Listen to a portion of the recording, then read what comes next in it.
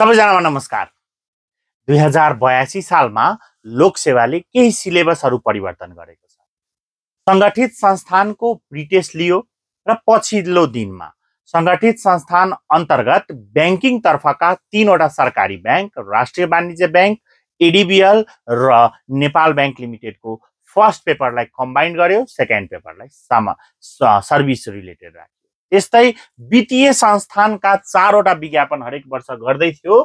लोकसेवाले उक्त 4वटा सङ्गठित संस्थानको पनि सिलेबसलाई के गर्यो, प्रथम पत्रलाई कम्बाइन राख्यो, जसको मैले आजै बिहान मेरो पेज मनोहर झामा के गरेको थिएँ, तपाईहरूलाई मोडल क्वेसन राखेको थिएँ। त्यो मोडल क्वेसनको बारेमा थोरै डिस्कसन गर्छु म, साथै कस्तो प्रश्न आउला र कहिले विज्ञापन होला भन्ने कुराहरू पनि गर्नेछु, तसर्थ हेर्नु होला। अहिले वित्तीय संस्थान अन्तर्गत नागरिक लगानी कोष, कर्मचारी सञ्चय कोष, सामाजिक सुरक्षा कोष र निक्षेप तथा कर्जा सुरक्षण कोषको कम्बाइन्ड सिलेबस ल्याएको छ। उक्त कम्बाइन्ड सिलेबसमा तपाईले हेर्नुभयो भने पहिलो पार्टमा चाहिँ म्यानेजमेन्ट खण्ड क मा चाहिँ प्रथम पत्रको रिटेन पेपरको, दोस्रो पार्ट भने के रहेको छ, अलग सर्भिस रिलेटेड सबै वित्तीय संस्थानका अलग अलग हुने गर्छ।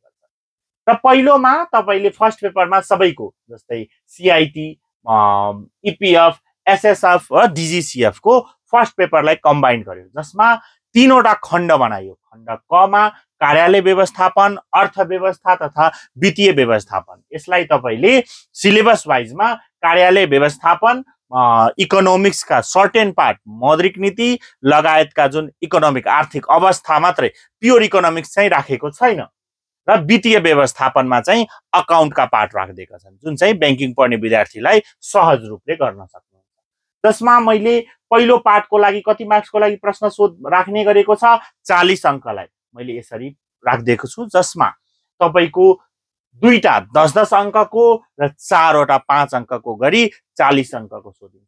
दोस्रो खण्डमा चाहिँ शासन पद्धति र संविधान, त्यस्तै सार्वजनिक सेवा। यसमा अप्ठ्यारो किन नमान्नुस् भने यो शासन पद्धति र संविधान राख्दैमा धेरै जात्रा चाहिँ राखेको छैन, सिम्पल छ। प्रश्नहरू यस्तै आउनेछन्, जुन चाहिँ मेरो पेज मनोहर झामा गएर पनि तपाईले हेर्न सक्नुहुनेछ। दोस्रो पार्ट अन्तर्गत तपाई जानुभयो भने तेस्रोमा, थर्ड वानमा,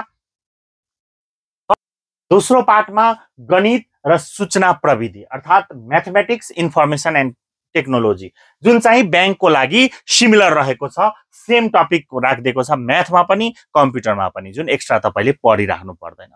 तसर्थ तपाईँ अब ब्याङ्क तथा वित्तीय संस्थानलाई सँगै प्रिपेयर गर्छु भनेर सोच्दै हुनुहुन्छ भने दुईटैको पेपर, कम्बाइन्ड पेपर पढ्नु पर्यो। र त्यसको लागि म निरन्तर मोडल क्वेसनहरू राख्दैछु, त्यसको सोलुसनहरू पनि पेजमा राखिदिएको छु। मनोहर झा पेज फलो गरेर त्यो क्वेसनलाई सोलुसन बनाउँदै नोट बनाउन सुरु गर्नु होला। विज्ञापनहरू यो कार्तिक महिनामा, यदि कार्तिकको अन्तिम महिनाको बिहिबारसम्म यदि सार्वजनिक संस्थानको प्रिटेस्टको नतिजा आइहाल्यो भने यही शुक्रबारबाट विज्ञापनहरू सुरु भइदिन्छन्, नभए मङ्सिरको दोस्रो हप्ताको शुक्रबारदेखि विज्ञापनहरू आउन सुरु होला।